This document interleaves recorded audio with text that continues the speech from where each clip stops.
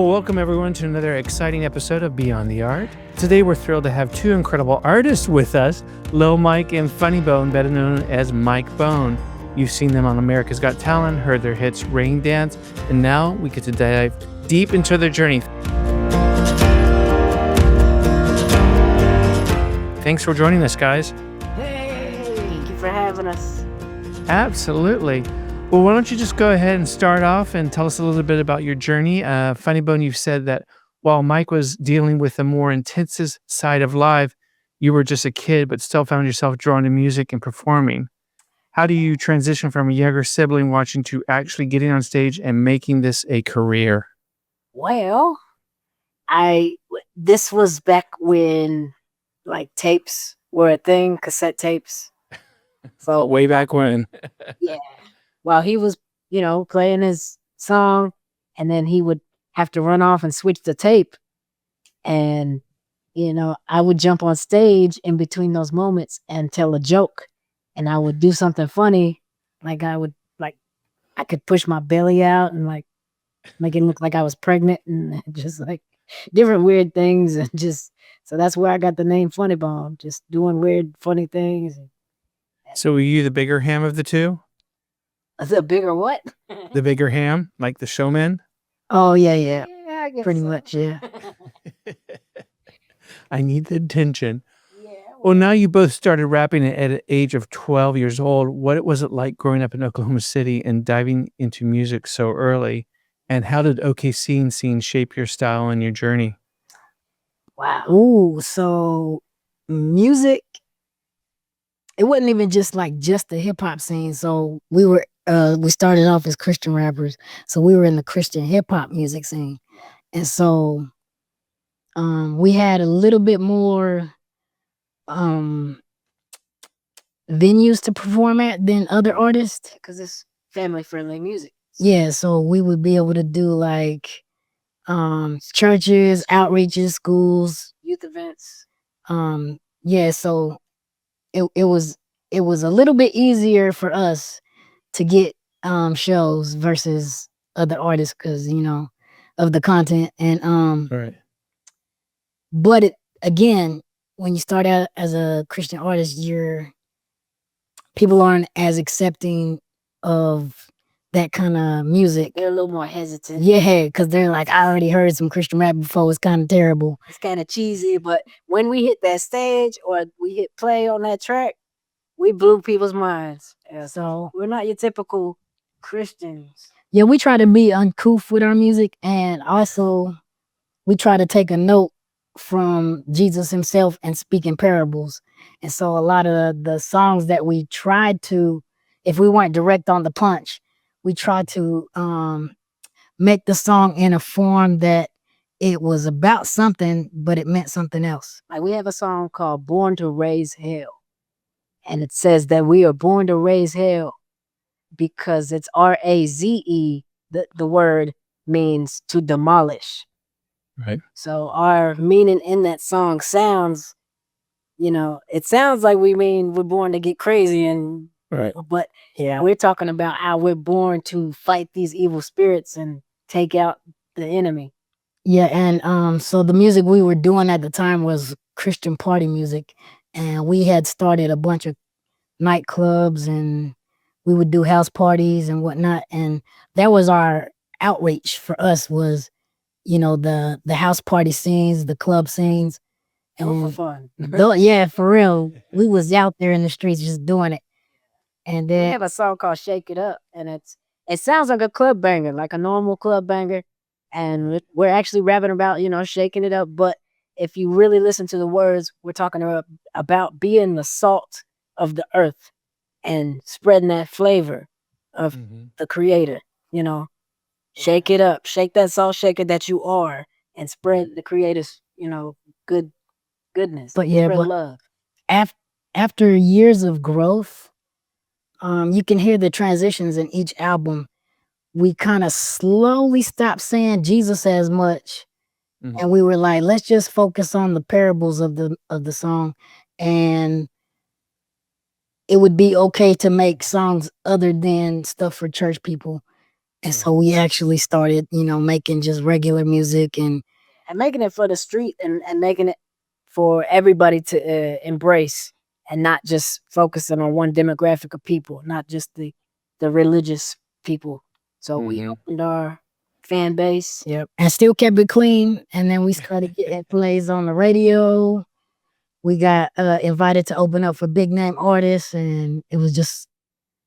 And another thing people don't understand is growing up in Oklahoma City, it's an actual city. If you've never been there, I know we got the Chicago skyline in the background, but it's just like any other city in America. And we grew up in the hood areas, so that's why we have like a urban accent. And the accent you hear on the Reservation Dogs is us. That we're not playing a character. This right, true to form. Yeah, we basically play ourselves. Matter of fact, every time we trying to sell a CD, that was a joke about Lil Mike and Funny Bone, because if you always got the CDs, you don't ask us if we still make music, because he'll pull that out of nowhere like a magician. Well, Mike Bone isn't just about music. It's about storytelling, motivation, and faith. You've got an amazing story to share.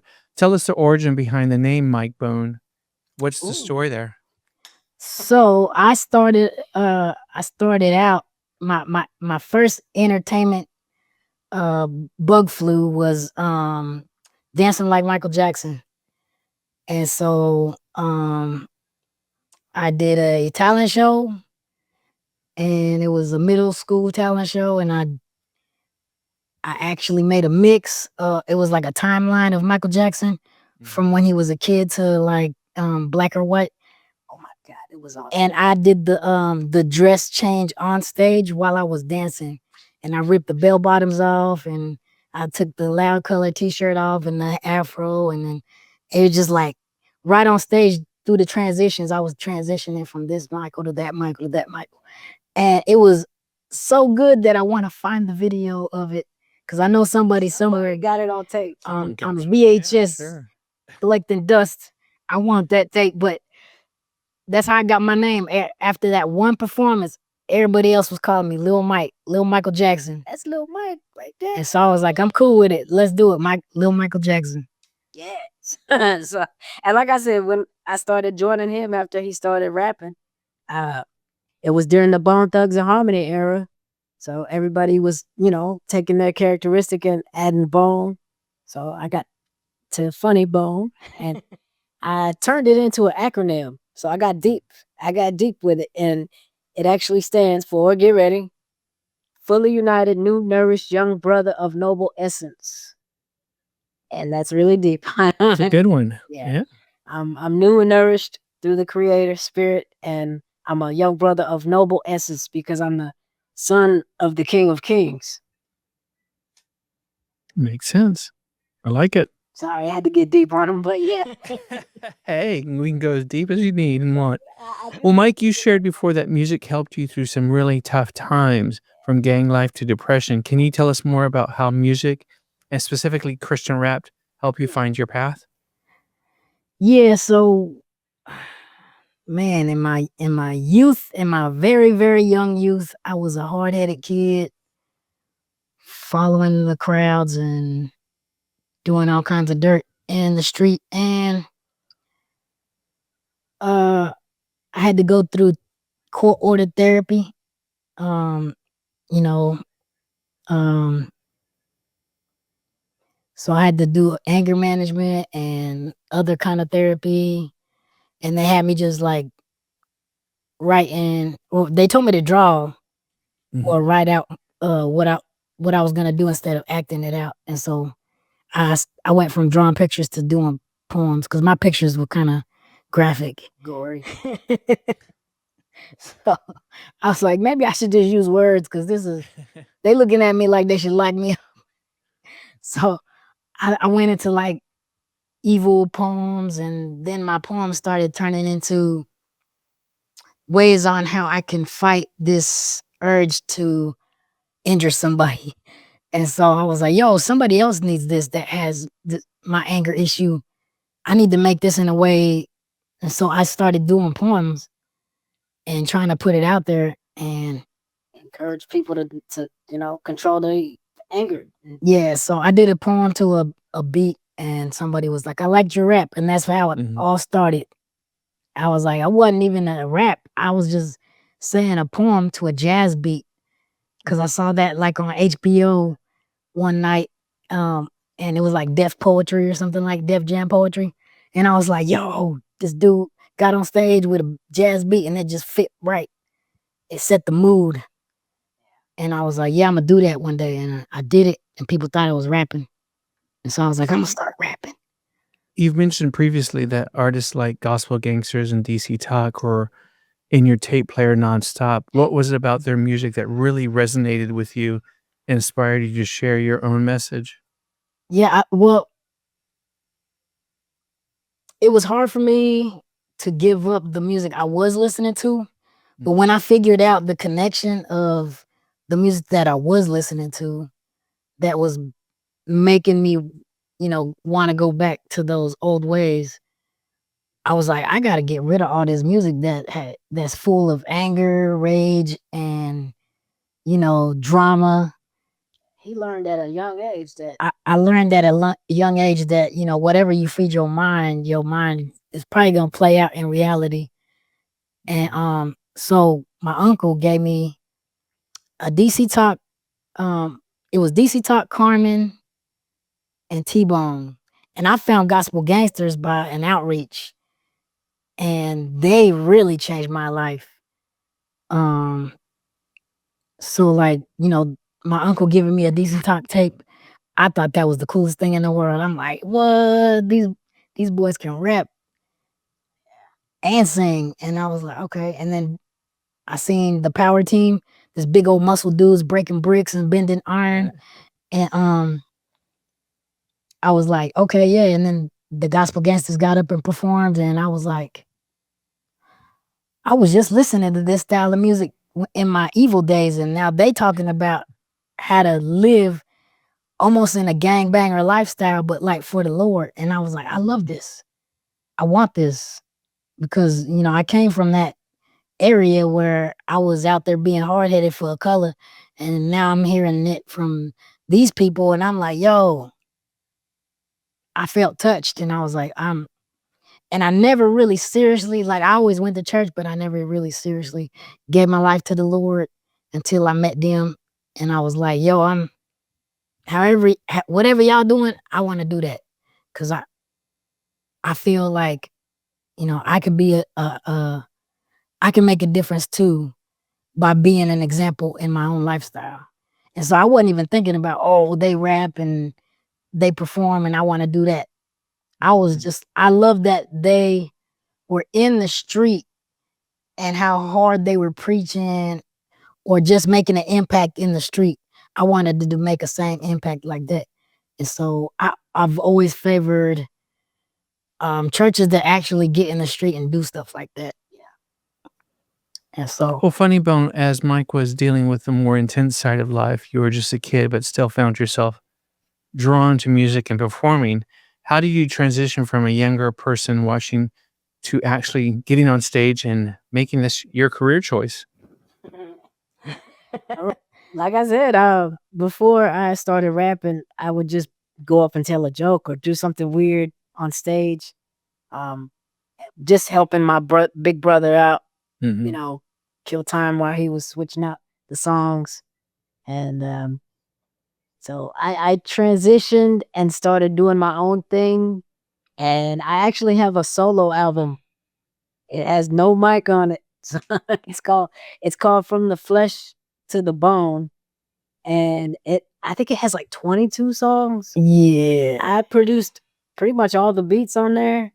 Well, And that's another way I got into it, as I got Yeah, we won a computer. What was it? Like a giveaway. yeah. And we won a computer and we got a beat program on the computer, and I started learning how to make the beats on there. And I just naturally, it just came natural for me, and I started making all these beats, and I would just, get on it. And then one day he was like, I'm gonna mix comedy with rap. and I started doing these comedic raps, and I'm writing songs where I like make a beat where it sounds like I'm hitting the devil.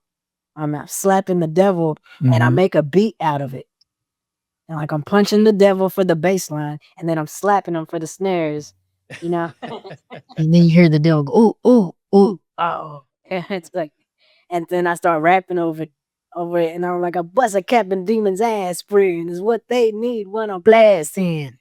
So I would make it sound like I'm cussing. I kicked the devil in the face with my shoe. Hey, Satan, thanks for licking off the doggy poo. And that's something else we did. We got kicked out of a lot of churches. Oh, yeah. Believe it or not.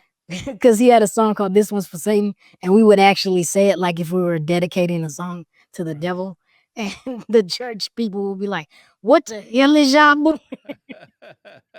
Get them out. We're like, this last song is for the devil, and I hope you like it. I kicked Satan in his balls, had his nuts clapping. Like it's different. Yeah, like I said, we was very uncouth as Christian artists, but our approach always made an impact, and everybody really loved it for the most part. You know what helped him is Jim Carrey on In Living Color. All the comedic joke raps that Jim Carrey was doing. Funny Bone's like, oh man, I bet I could do that. I grew up watching a lot of Jim Carrey, all his Ace Ventura movies, and that's my dude right there. So that's kind of where I got that comedic spirit from, and is watching Jim Carrey. So shout out to him. He's pretty cool. His movies never really get old for me. So. No. Oh, they don't. I know every line in all the movies, and I can't watch no Jim Carrey movies with him. I'll start saying the lines. You have your own right next to you watching it. Yeah, for real. Well, you two performed literally just about everywhere, from churches, as you said, and casinos to retirement homes and even penitentiaries. What's been your most unexpected or memorable performance experience as of to date? One of them, well, we've done it more than once, but funerals. We got booked to do a couple funerals. Wow. Yeah, imagine that. Us rapping in front of a casket. Do the rain dance. Do the rain dance. The casket's just shaking like, and like, no, what they wanted was a celebration of the person's life. And I guess the person maybe even said it before they passed, and they said they wanted nobody to be sad. They wanted, celebrate their spirit has moved on to a better place. And we never really had a song about moving on. And so we got booked for that, and then we wrote a song called After Party. Yeah. And it's about the spirits going to the ultimate after party, the spirit realm. So we will meet again at the after party. Let's party. And it just talks about them no longer being in pain and no longer being in depression or sorrow or anything that they might have been suffering. So they're in a better place now. Well, like you mentioned, you played some really wild gigs, but also open for big names like Jacob Lattimore and Lil Troy. Do you have any backstage stories or moments that with those artists that really stand out? Okay, so Winnipeg, so we did something called the ADL. It was called Aboriginal Day Live. I think they changed it to something else now, but Winnipeg, Canada, and we were opening up for Billy Ray Cyrus. Yeah. And we get on stage, and the last song we do, of course, is the rain dance. And the clouds move in, it starts raining, thunder and lightning. And they're like, everybody go inside, it's lightning. We have to shut it down, blah, blah, blah. And everybody's like not leaving at all. Cause we just got on there and put everybody's energy to the max. And now everybody's ready for Billy and nobody's leaving. And then Billy comes out from the back and goes, I'll just do it in the rain. It don't matter. And so he gets out there and he does that show in a lightning storm. And I'm like, respect, brother, respect. Cause I know half of them people that was holding cameras and running the sound was scared to even touch the board when it was lightning. Oh, yeah. So I was like, this dude got out there in the lightning storm. And I'm like, I'm so sorry. We did not call upon the rain. We just do the thing and it happened. It tends to rain when we do the rain dance. It happens almost 90% of the time. So even in the desert, like we did at Albuquerque, New Mexico, and the stage, literally, the winds picked up to like 60 miles an hour. and the stage starts breaking piece by piece. The little lights, the LED banners, and all that. Oh God, they were mad at us. They haven't. It took them like 2 years to like book us again after that. Yeah, yeah. We like, it wasn't us. That was the Gathering of Nations in Albuquerque. Yeah, so we might not do the rain dance next time we go back there. So. Well, speaking of rain dance, you performed it on America's Got Talent and pretty much wowed the judges for that performance. How did being on that show change things for you? And was that whole experience like for you behind the scenes? Oh, so we love America's Got Talent. Even to this day, we watch it. But like being there on the first round, just auditioning, we was like, "Oh, this is awesome!" And we get up there, and we're backstage, and they're filming us, and um, it was just like, yeah, they just hold the camera and film us, and we just go, and we was like, we went out there, and they had mics out there already, and the mics were really high up. It was on a mic stand. And so we got to see the crowd before. Yeah, we had to run out twice. Yeah, we had to run out twice. So we saw how small the room was and how, and like the crowd saw our entrance when we came out. And so when we had to go back and do it again, they had to move the mic stands and be like, "Oh wait, we were supposed to give you." Because we just play with it. We was jumping for the mics. They were supposed to give us hand and mics. They was laughing, and we was like, "Hey, it don't matter. We make a joke out of it." But they filmed it again. We went out there, and the crowd was even hyper the second time we went out, just because of how we came out and entertained them. Right. And so we went crazy. We didn't think they was gonna pick rappers. We was like, let's just act like it's one of those churches we trying to get kicked out of it. Let's go hard. And so we did the rain dance, and they was like, and the interaction with us even before we started singing, like. That was entertaining in itself. Yeah, them just asking questions was natural for us to just be entertaining. That was so entertaining. A lot of people thought we was comedians on the show, and we were like, "No, we're not comedians. We rap." We were so funny. They thought we was comedians, but I mean, we tend to do a little comedy. We keep it short. Hey, hey, it's your natural personality. It's sweet people smiling. It's good medicine. Yeah, but I mean, second round though, on AGT, we were in Vegas. It was more like they wanted a structure, and so like it was almost like filming like a skit or whatever. They'd be like, "Hey, we're gonna do this, we're gonna do that," and it was more scripted. Yeah, all right, everybody back to one. Let's film it again. Everybody back to one. Let's film it again. Everybody in the background pretend to talk, and we were like, this is crazy. I thought they'd just be filming and and then hope for the best. That was disappointing. It was disappointing to us because I was like, y'all missing all the good stuff. Because when the cameras would leave, something would happen, and we'd be like, man, where the cameras at? Right. Y'all missing the good stuff. Like everybody interacting and learning from each other and networking behind the scenes, Like it was cool, but it just wasn't for us to go all the way through. Yeah, cause we read the paperwork. So we knew that we didn't want to go to New York because we weren't trying to be locked. They lock you into a contract when you go there. So we got ourselves kicked off on purpose. Well, it's kind of hard when someone sets your own path and your vision and what you have in your heart and your passion, and say nope, and kind of move that away or take that away from you. So yeah. Well, since AGT, your songs like Off the Wall, Wifey, and Oh City have blown up with your fans incredibly. How do you balance writing songs that resonate with a wide audience, but still stay true to your roots and your personal story? I think it comes natural for us, just like he said, just the way we grew up. We know how to get the party started, and we know what sounds good, and we like to adapt to different beats. So if we feel like this beat sounds like a Bone Thugs and Harmony style, that's the style we're gonna write it in. And then if another song sounds like a love song, we're gonna sing with it, But it's just something that always came natural for us Mm-hmm. to write it how we feel and to stay family friendly and make quality content that's stay true to ourselves. And we don't want to put nothing out there that's gonna hurt nobody or cause any, what do you call that? Cause addictions or Mm-hmm. encourages anybody to commit any crimes or whatever.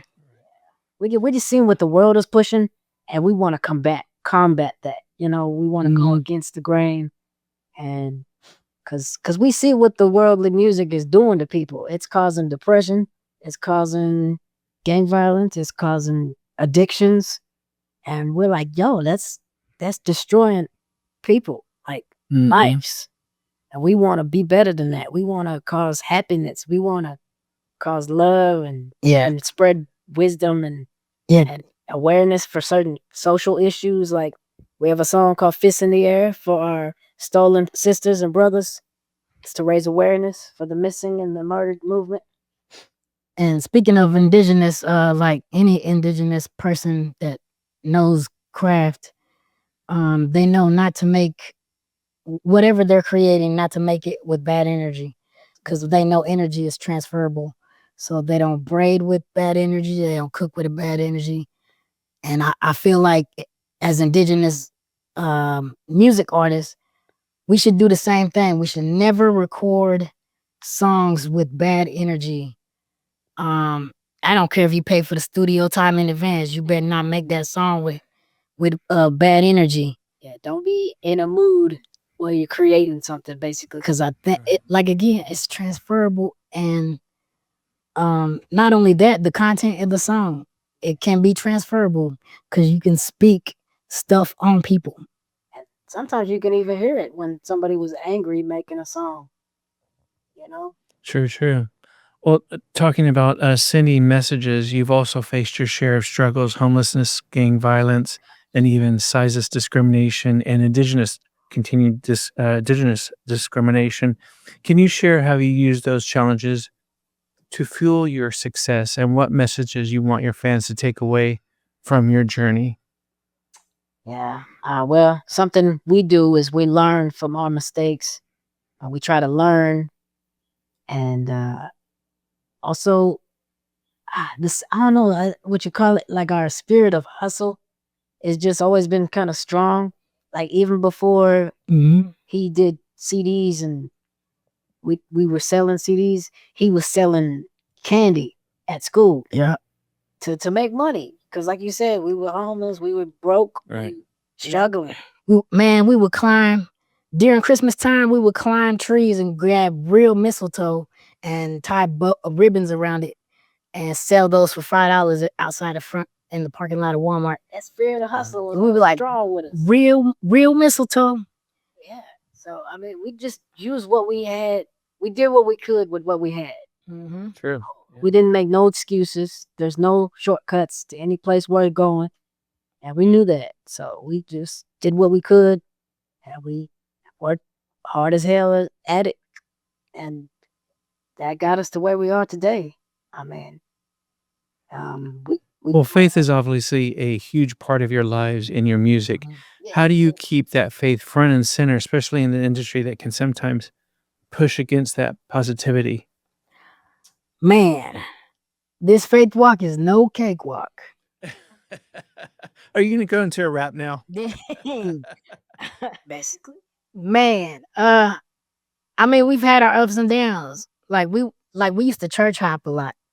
And there'll be some pastors or some church folks that rub us the wrong way. And we can see how some people will turn their back on God because of the actions of a human being. Yeah. Because they'll try to conform you to their image, and they try to say, oh, you have to wear a suit now, or you have to cut your hair. Or they're just too judgmental. But luckily we weren't so bitter to put someone else's actions on God. And so we were like, we just go to a different church and maybe that one's better. We'll just go to another church and maybe that one's better. And then, after a while we were like, this church is cool, but I don't like this. This church is cool, but I don't like that. And so it was just like, that. And so for our faith, we just kind of learned like it's better to just have that relationship with God and know your boundaries with the people. Yeah. Because, sometimes, those people will be overly judgmental, or they would just be like, say some off the wall stuff, and you just be like, man, that ain't right. They'll twist the word to mean what they want it to mean, or they'll to fit their system or whatever. But yeah, faith has always been something that's real powerful with us, and something we preach through the music. And so something we learned is stressing also doesn't help the situation. We do a lot of speaking engagements where we spread that kind of message, and we talk about dealing with bullies and haters. We just say, remember, hate does not change your value, so just let it steal your energy, protect your energy. I say everybody is a comedian, not everybody funny. I mean, there's a bunch of topics that we like to touch on through our music and at these speaking engagements as well. So Now that the time has come that we have more than our 15 minutes being indigenous, and it hopefully is here to stay, how do you feel that you're playing a part in that? So we're not just pushed aside again as a novelty. ooh, wow. Like I said earlier, we're doing what we can with our platform to raise awareness for different indigenous issues, for the MMI dub movement. Boarding school. For the boarding school, we just wrote a song for that. It's actually called Boarding School Song. And then we got a police brutality song because every person of color faces that issue. So yeah. What else? I want to speak on. I haven't found a beat yet or a hook yet, but I do want to speak on the discrimination of not only the different shades of indigenous, but like the different accents of indigenous. Because not every indigenous person is gonna have a Riz accent. Some of us were raised in a Mexican neighborhood and have that lingo just a little bit. Some of us was raised in the hood and we have that urban accent. Some of us is country, sound country. Not all of us have that Riz accent. Right? Yeah. Matter of fact, we went to this what was it? On Eagle's Wings conference. And there was this Native American pastor from New York. And he got to the point where he was talking about whoever wants to get baptized. And now keep in mind, this is a New York accent, right? He's like, whoever want to get baptized, Come up here, we'll put you in the water. and I'm like, that sounded so like a threat. It sounded like a thing. Yeah. But it's in the show, Reservation Dogs. Like you could tell all the different accents. I got the Canadian accent in there a lot. Yep. And we tried to sound like Res Indians, but they was like, don't ever do that again. Told us don't do that. Just be yourselves. We're like, no. I was like, shut up, Thomas. Basically. So speaking about res dogs and that experience, how do you feel that changed the perception for the non-native, but also for natives in the film and television industry, besides whatever else is going on that has been going on with Lily and the movie and everything else out there in the arts? So there's been good and bad perceptions. So because, like I said, people found out that we're not all res speaking natives, like res accents or whatever. You have those natives that are like, those aren't even, you ain't even speaking like you a native. You don't dress like, you don't act like. And then you have those ones that are like, finally, somebody's representing natives as they are now. Modern natives. So you get the both. You get the both is you get the judgmental people that are like, that's not native. And then you get the ones that are like, thank you for putting us on the map. Yeah, and so I want to encourage y'all, like, stop causing division in the indigenous community. It doesn't matter the shade of our skin. It doesn't matter the accent. It doesn't matter where we was raised in the city or the res. It don't matter if we're Christian or we're traditional. It don't matter if we can cook fried bread or not. Ooh, that's a hot topic. No, but like, stop causing division based on your little small circle of your opinion. Because if we don't stand together, they're gonna conquer us again, True. and Very true. Well they're gonna said. push us to the back. They're gonna push us to the back, and we already knew what the back was, and so we don't want that no more. We're in the front seat now. Right? Man, Everybody want to be indigenous now. So Yeah. I think it also resonated not only here in the States, but globally. We hear a lot of feedback from how reservation dogs was so similar to other communities around the world, and people resonated with it. So that is awesome. Just seeing how our community, on indigenous communities, were so similar to other people's, and they feel like, oh, we got people like that. We got family. Our family is like that. Our community has that. And so it's pretty awesome to know that we're not so different. So when you went into Res Dogs and started developing those characters, did they let you take your own personalities and kind of incorporate it into the characters? Thank God. they encouraged it. Like I said, we tried to speak with a res accent, and they was like, "Yeah, don't do that." And the script had a whole lot of cussing. They was like, "Be you," and so it was like, "All right, cool." We took out all the cuss words for our lines, and the jokes, We changed up some of the we jokes. switched up a lot of the jokes because they were kind of corny. We made them a lot better. So they were open to a lot of what do you call it, critiquing or Yeah. whatnot. So What I appreciate about it, so they would film it the way the script was written.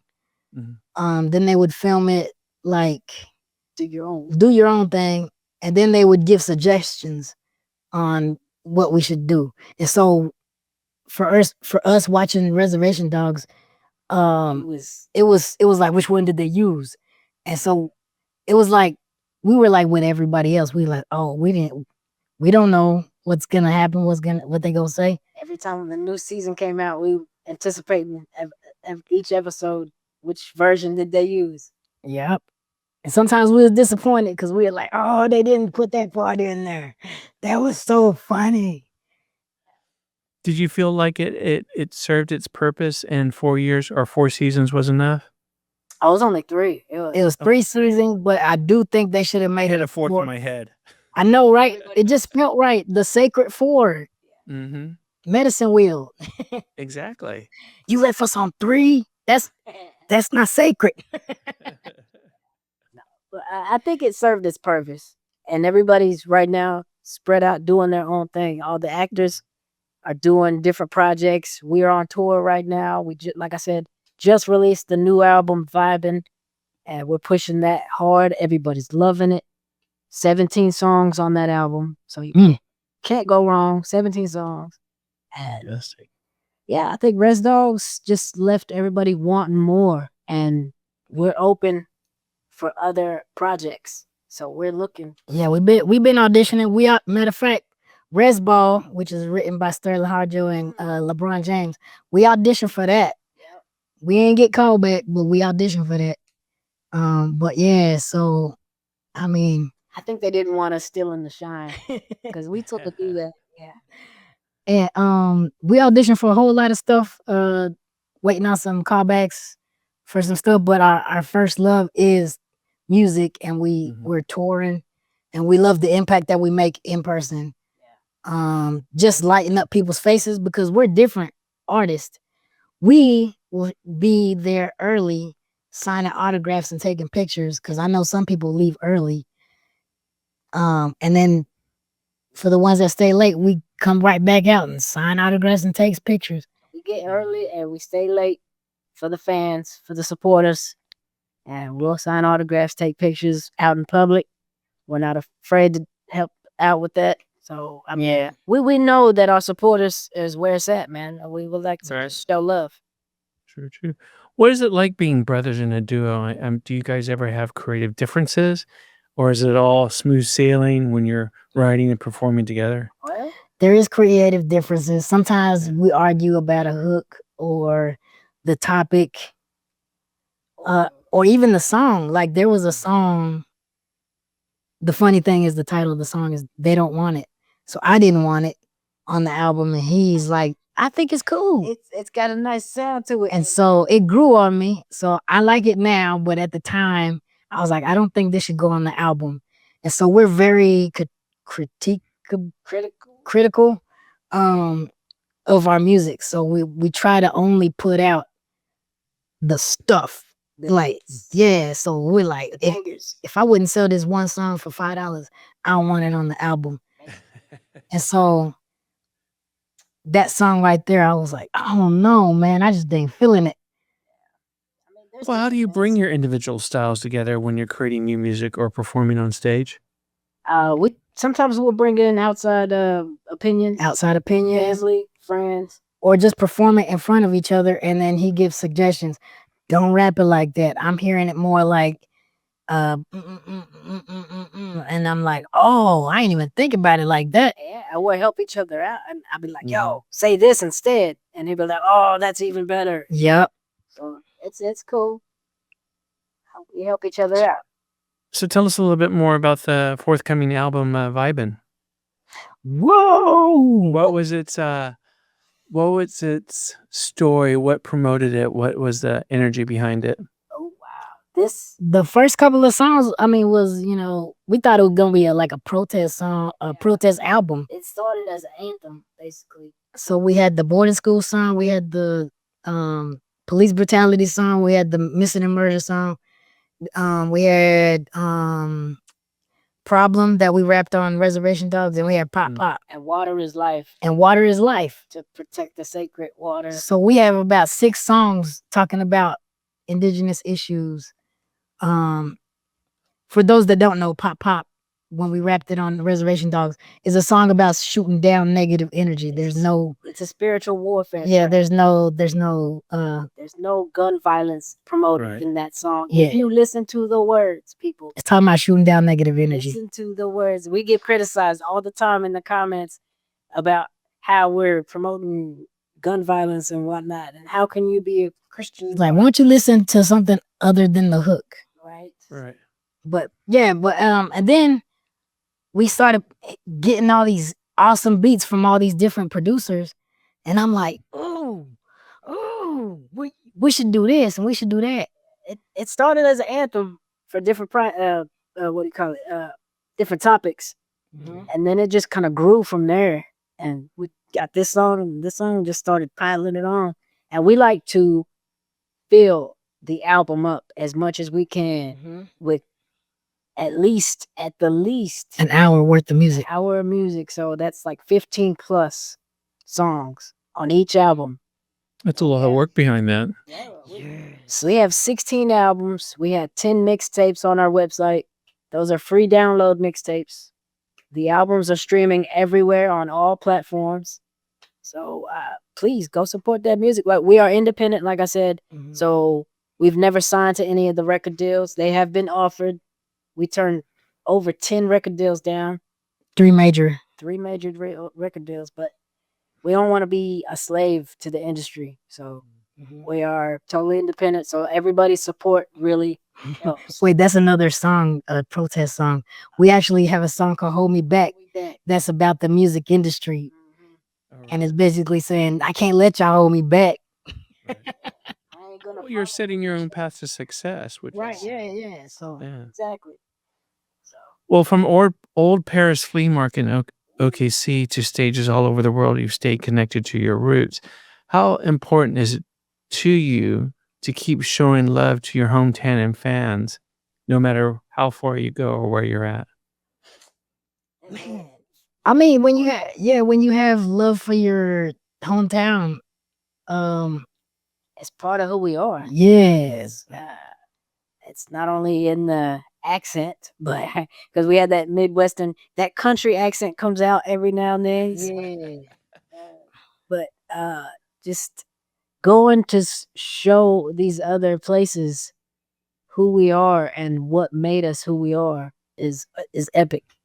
And we've been we've been blessed enough to even perform at like a lot of the local sporting events, halftime shows like hockey and the basketball games, Football. I mean, you name it. Yeah, that's pretty awesome. So what's next for Mike Bone? What's on the horizon besides the new album Vibin'? We have a bunch of new merchandise on our website. We've been pushing. So these shirts, we have a whole lot more. We're definitely working on some new music. Like he said earlier, we are looking for other acting gigs that have been offered. We're just waiting on callbacks. Let's see what else.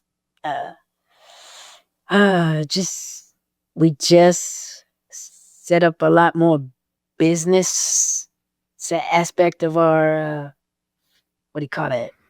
Your brand? Yeah. Yeah. He just did a lot of the business side of that. So Making sure everything's set up correctly. Because we've been doing it ourselves for so long. world tour. I want to say that like yeah, let's do a world tour. Cause I know Australia is really loving us. Japan loves our music. Yep. There's Germany, parts of Russia. Where else? France. the UK. Yeah, so because we can see all the feedback from the plays on the platforms. I know it's not a different country, but it is a different area. But Hawaii, that would be nice. Yeah, Hawaii. Mm-hmm. And so that's something we've been longing to do for the longest is bounce around in different countries. Because right now it's just been Canada and the States. Mm-hmm. So here's the time to promote and plug. If someone wanted to reach out and get you booked or find you on social media, where do they go? MikeBoneMedia.com. That is MikeBoneMedia.com. You can find all the music, merch, contact information, social media platform links, streaming links, everything you need is on the website, MikeBoneMedia.com. You can email us at Lil Mike Funnybone at Yahoo. We push our flyer. It's like a booking flyer on all our social platforms, Instagram and Snapchat and Facebook. So if you need to contact us, it is not hard. You can inbox us on the social media. We will message you back for anybody that wants to bring us out. And we do all kinds of events. It is open to everything. Our music is clean, so we can do family events. We can do nightclubs. Hey, you did a burial. Right? Right, yeah. For real. In a church. We do it all. Well, Lil Mike and Funny Bone, it's been an extreme pleasure to meet you and have you on the show today, and much continued success to you, both of you. Wahoo, thank you. Thank you for having us on, and thank you for spreading the love, man. All right, we will talk soon. Take care, you two.